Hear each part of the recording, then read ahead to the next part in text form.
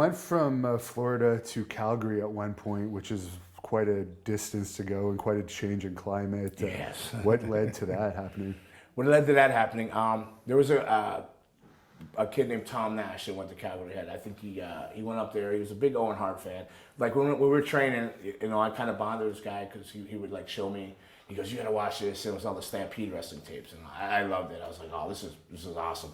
All wrestling is garbage now. Stampede, this is the wrestling I want to do." It was just head above heels. I mean, I loved it. And he went and booked there, but I guess he had like a really bad experience, getting ribbed and this and that. And he wanted to go back again, but like Bruce Hart told him they needed a tag team. So he asked me if I wanted to go back with him and stuff. So I got booked as a tag team, drove all the way up in a car, came home in a Greyhound bus. But yeah, I don't know if he came home in a car or not, but I came home in a Greyhound bus. But it was that led up to it. But the whole character of the Black Harts things, that was like a Bruce Hart rib, anyways, too.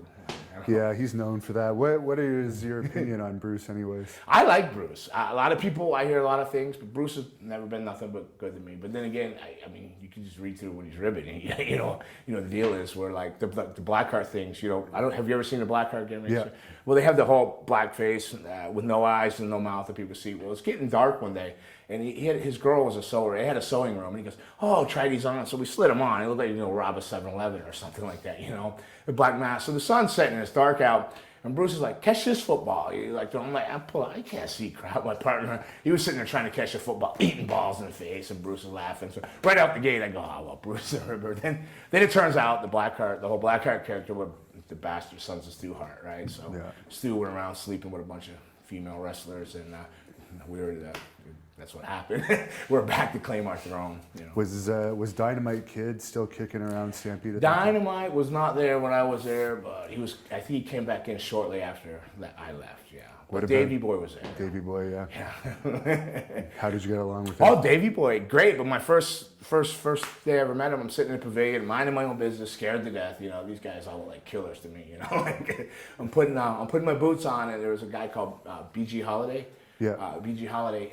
Davey Boy comes in and literally, he was sitting next to me, Holiday, grabs him by his ears, and it just starts pounding his head on his wall. Now, I'm not, with his English accent, I couldn't quite make out half the things you heard. I heard something about my town, this, that. And then when he let him go, it was just like a big blood stain on the back of the wall. He slumped over.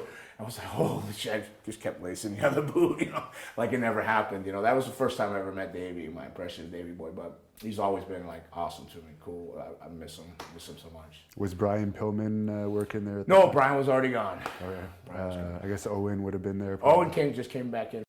It was on his way back in. I guess he was leaving maybe WWF at the time. I think he was just coming back, yeah. And what about Chris Benoit? Benoit wasn't there. I didn't become friends with Benoit until like WCW. Oh, I see. Yeah.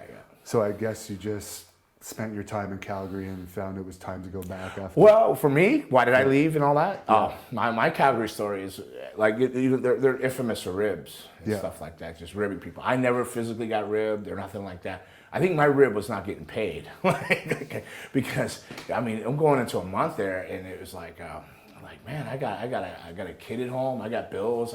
How am I going to do this? I'm going to do this. I can't get by. And then they're supposed to put the straps on us. And I told my partner, I'm going home.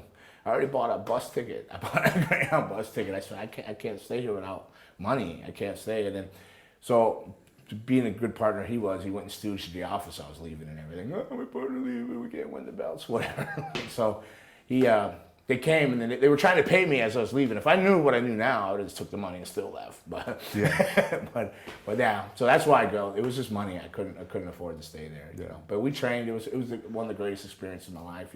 Training in the dungeon and the pavilion and still making towns. It was. It is no. In fact, you just can't put a price on that. So it was totally worth it, and I don't regret any moment of that. Was it still Stu doing most of the dungeon training then? No. Bruce and Ben Bassarab and stuff.